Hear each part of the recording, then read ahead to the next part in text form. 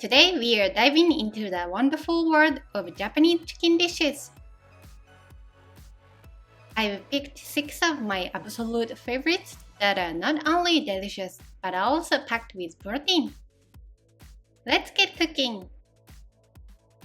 First up, we are making torimeshi. Now you might be thinking, torimeshi? What's that? Well, it's basically a Japanese chicken rice dish, but there are tons of regional variation across the country. So today we are trying 2 different kinds. We are starting with a torimeshi that's super popular in Okayama Prefecture. I made this for the first time just the other day, and my husband loved it so much. He asked me to make it again. Let's start by marinating the chicken. I'm removing the skin, but feel free to leave it on if you prefer. Let's season it with just a little salt, soy sauce, mirin, sake, and some grated garlic.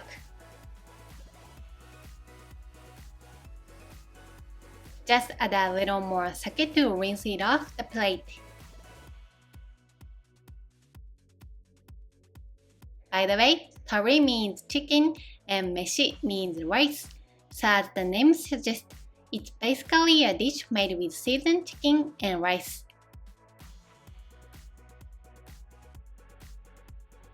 I did a little research and there are like 8 different types of torimeshi across Japan. Most of them are sold as ekiben, which are box lunches sold at train station or Shinkansen station. Okay, let's let the chicken marinate for about 15 minutes. To add some extra protein, I'm using frozen edamame. I'll just take it out of the freezer and let it thaw.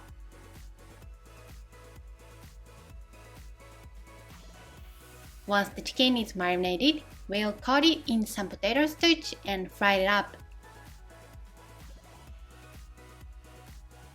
By the way, the Okayama Torimeshi, which I'm now making, was first sold by a nationally known bento chain as a product exclusive to Okayama. Today, chicken is cooked like fried chicken, but it's sometimes made without frying like teriyaki. Speaking of which, I grew up in Gunma Prefecture and they have their own version of torimeshi that everyone loves there. Maybe I'll make a video about that next time.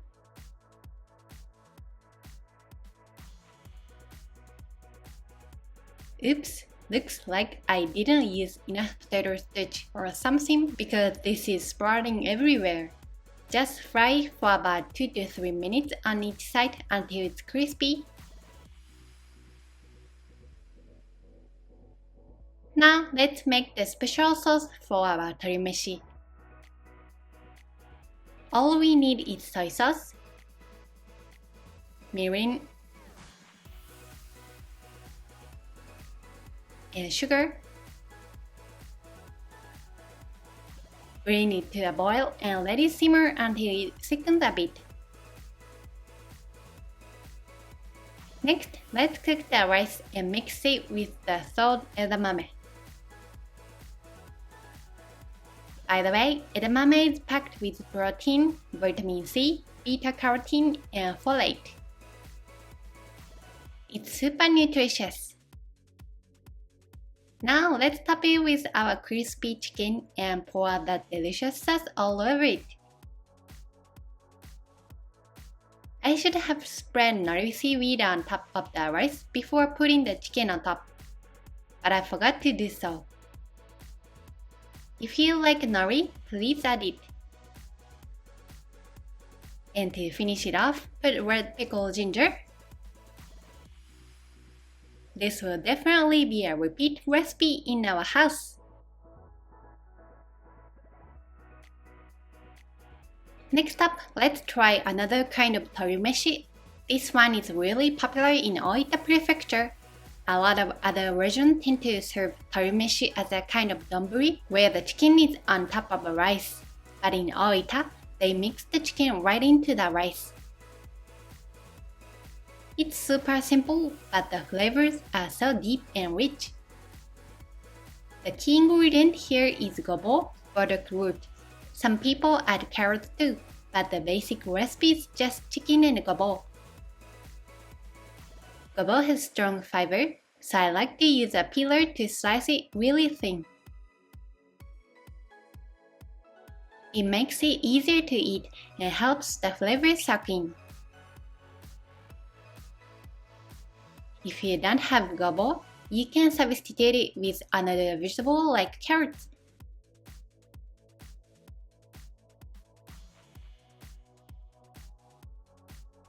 Gobo can discolor easily, so make sure to soak it in water right after cutting it.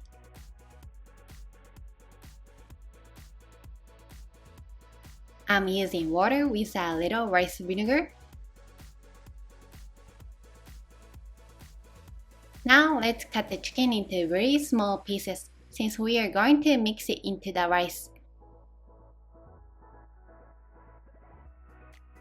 I'm removing the skin, but you can leave it on if you prefer.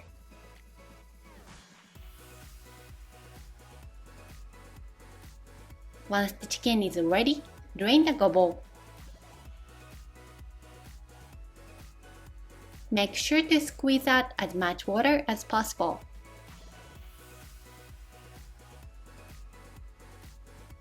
Let's heat some oil in a fry pan and cook the chicken. By the way, Oita Prefecture is said to be one of the top purchasers of chicken meat per household per year in Japan. Besides chicken tempura, which we'll talk about later, Oita is famous for many different chicken dishes. Back in the days when food was scarce, chickens were a valuable source of protein, so many families raised them in their backyards. They'd even set up chicken coops under the eaves of their houses. This Oita-style Torimeshi is said to have originated from hunters' dishes, where they used pheasant or pigeon meat to entertain their guests.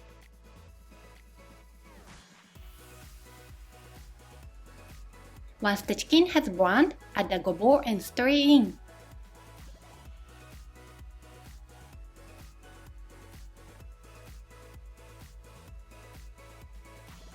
Then let's season it with soy sauce, sake, and sugar. Mix it all together. It's a simple seasoning, but the gobo and chicken will release so much flavor. It might look a bit watery at first, but we'll cook it down until most of the liquid is gone. This will concentrate the flavor and make it perfect for mixing with the rice. Actually, there are two ways to make this. You can cook the ingredients in a pan like I'm doing now, or you can add the raw gobo and chicken to the rice when you are cooking it along with the seasonings.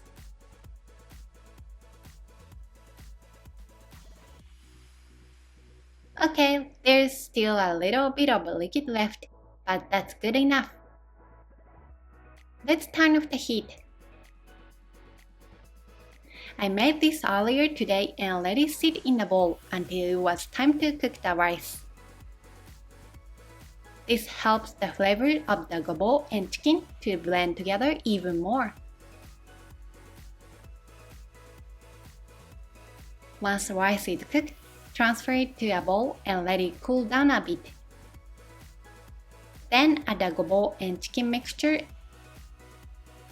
and mix it all together.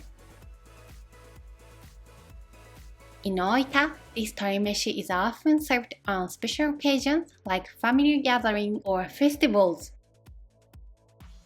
I'd love to visit Oita someday and try the real thing. It might look a bit plain, but it's incredibly delicious. I know I'm going to make this again and again. You can eat it in a rice bowl, but I've heard that people often make it into onigiri. So let's give it a try.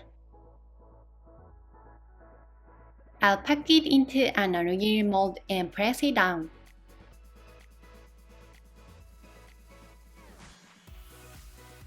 Since it can be a bit loose, I'll wet my hands and gently shape it.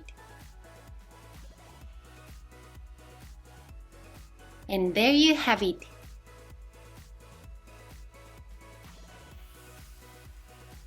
With some umeboshi and daikon pickles, it's the perfect meal. I had so much fun learning about this new original dish from Oita. Next up, let's talk about crispy chicken tempura called Toriten.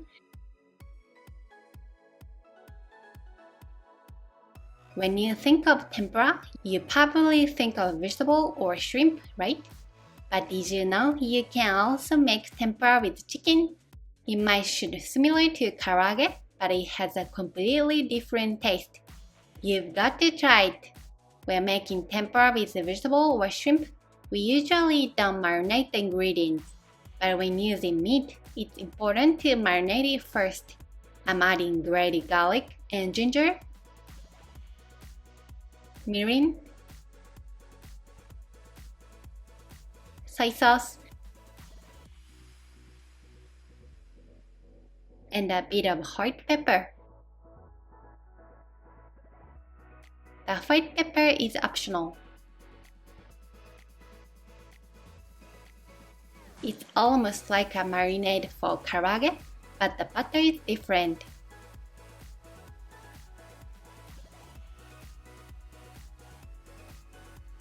Let's let the chicken marinate for about 10 to 20 minutes before frying. For the tempura batter, I'm using flour, mayonnaise, and ice water. You don't have to use mayonnaise, but it helps to emulsify the oil in the batter and reduces the moisture, resulting in a crispier finish. And the ice water is another key to a crispy tempura. Once the chicken is coated in butter, let's fry it up. Like I mentioned earlier, when people in the Kanto region think of tempura, they usually think of vegetable or shrimp. Maybe it's the same everywhere else besides Oita Prefecture. My mom makes the best tempura, but I've never had chicken tempura at her house. Toriten is said to have originated in Oita Prefecture. There are a few different stories about how it came to be, but it seems like a restaurant in Oita was the first to create it. As I mentioned before, Oita Prefecture has the highest per capita consumption of chicken in Japan. Maybe that's why they developed so many different chicken dishes. In Oita, Toriten is a staple on restaurant menus in diners, cafes, izakayas, and even bento boxes. In fact, many people in Oita think Toriten is a dish found all over Japan. I'm sure every restaurant and bento shop has its own unique recipe. I'd love to try them all. So everyone, give Toriten a try! Next up, let's make Tori Pako Ramen.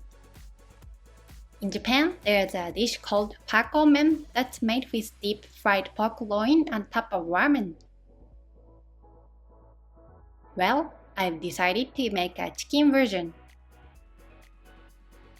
First, let's marinate the chicken. I'm using soy sauce, sake, oyster sauce, sugar, and 5 spice powder. The 5 spice powder is optional, but it gives the chicken such a unique, refreshing aroma. It's a blend of star anise, cloves, cinnamon, citron peppercorns, and fennel seeds. You might find it in an Asian grocery store. Let's marinate it for about 10 to 15 minutes. Now let's prepare the ramen broth. This is for 1 serving. I'm going to use 350 ml of water, soy sauce, stock powder. I'm using a blend called shantan, oyster sauce, sugar, and garlic powder. Dissolve all the seasonings and bring it to a simmer.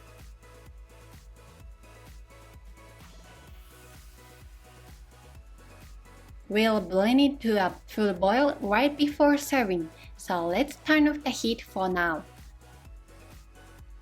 Once the chicken is marinated, let's coat it in potato starch and fry it. I'm going to use a generous amount of potato starch to create a thicker coating and hopefully prevent any sprouting this time. By the way, pickle originally refers to a Taiwanese dish made with pork ribs. But in Japan, it evolved into a ramen topping. Instead of pork ribs, they use pork loin, marinated and coated in potato starch, then deep fried. I've used chicken this time, and it's so delicious. I highly recommend it. Usually, ramen is topped with chashu, but I think fried meat is even juicier and more flavorful. And because I used oyster sauce and 5 spice powder, the flavor goes perfectly with the ramen broth I made.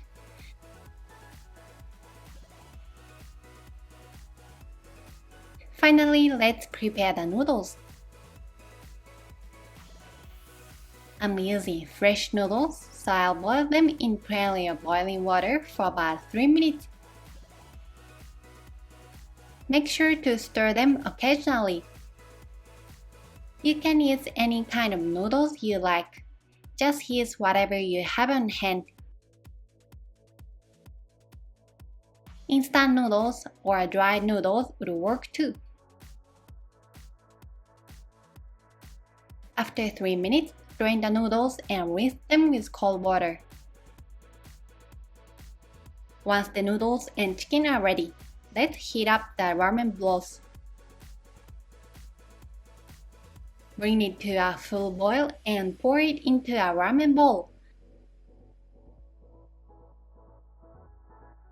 Add the noodles and top it with the chicken.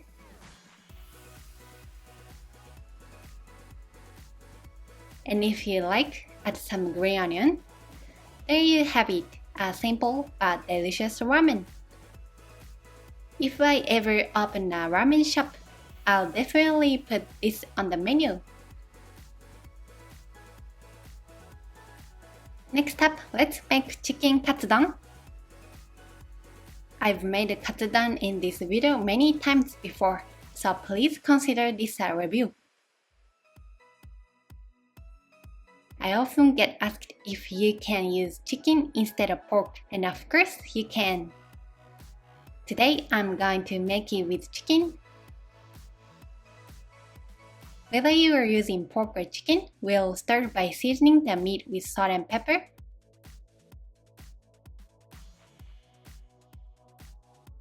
Then lightly coat it in flour.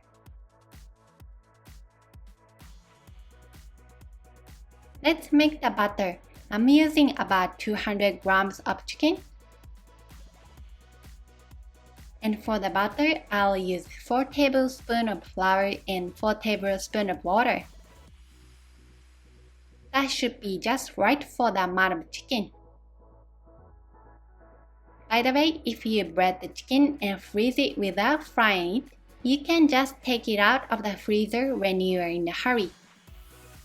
Fry it and enjoy it right away. It's really convenient.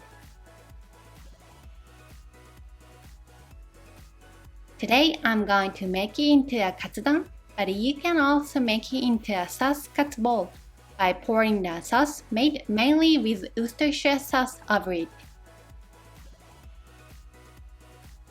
Or you could top it on curry, or even use a sweet miso sauce. There are so many ways to enjoy it. I fried all the breaded chicken, but I had a little bit left over, so I'll use it in a sandwich tomorrow.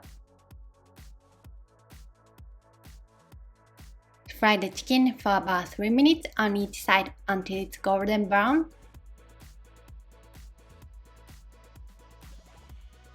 Once the chicken cutlet is ready, let's prepare some sliced onion for the katsudon. In a fry pan, combine water,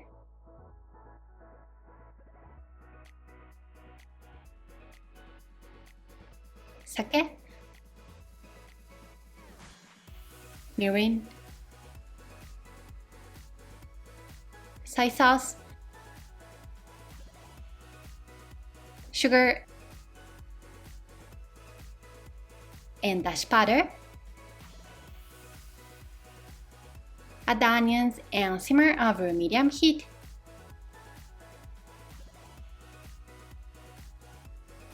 We want to soften the onions and reduce the liquid. By the way, when making oyakodon, you simmer the chicken in a soy-based liquid without frying it, and then cook it with a beaten egg. So today's dish is kind of like a combination of oyakodon and katsudon, taking the best of both worlds. Once the onions are soft and the liquid has reduced significantly, add the chicken cutlet. Let the sauce coat the chicken.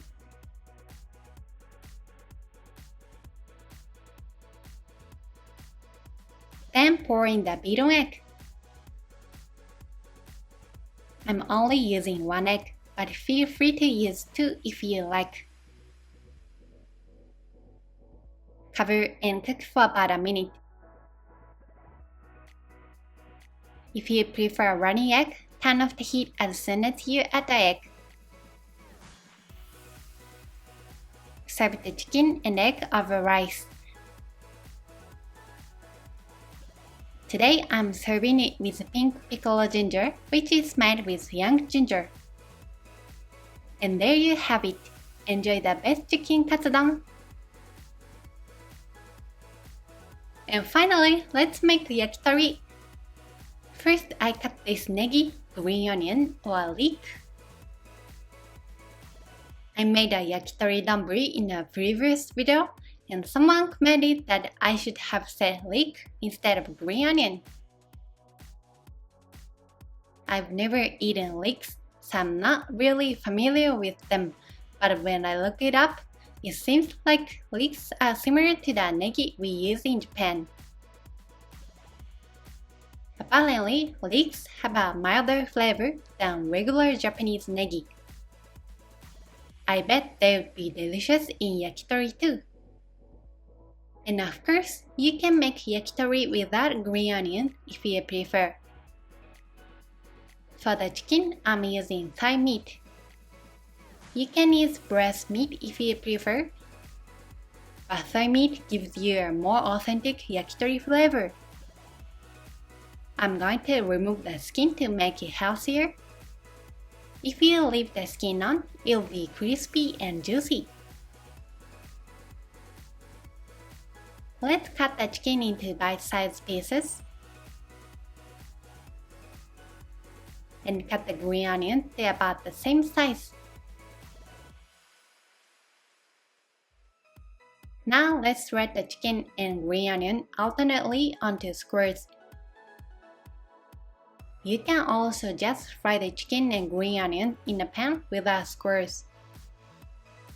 I think it's more fun to use squares because it feels like you are eating at a yakitori restaurant. Just be careful not to poke yourself with the squares.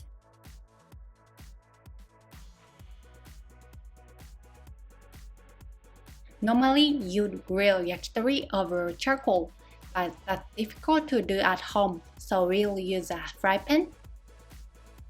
If you have a barbecue grill, you could use that instead. Heat some oil in a fry pan. Then add the squares. Cook until the chicken and green onions are lightly browned.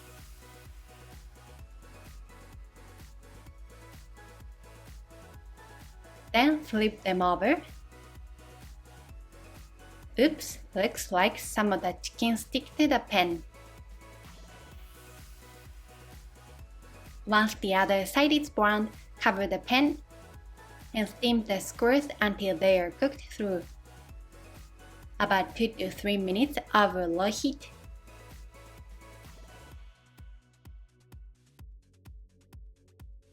Take the squares out of the pan. There should be some meat juices left in the pan. Let's make a sauce with that. Add soy sauce, sugar, sake,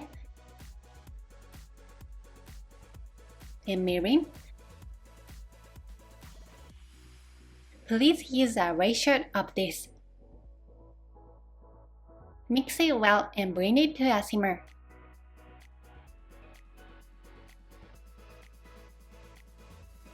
Reduce the heat and return the chicken squares to the pan. By the way, I couldn't find shishito peppers at the supermarket today, but they go really well with yakitori. If you have some, you can spread them onto the squares or cook them in the pan and dip them in the sauce. Turn the yakitori over several times to soak up the sauce.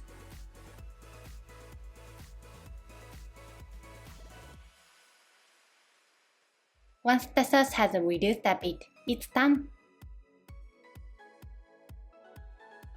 Since we can't grill it over charcoal like in a restaurant, I recommend using a kitchen torch to give it a more authentic flavor. Plate the yakitori and drizzle the sauce over it. This sauce is really versatile and can be used for other dishes too.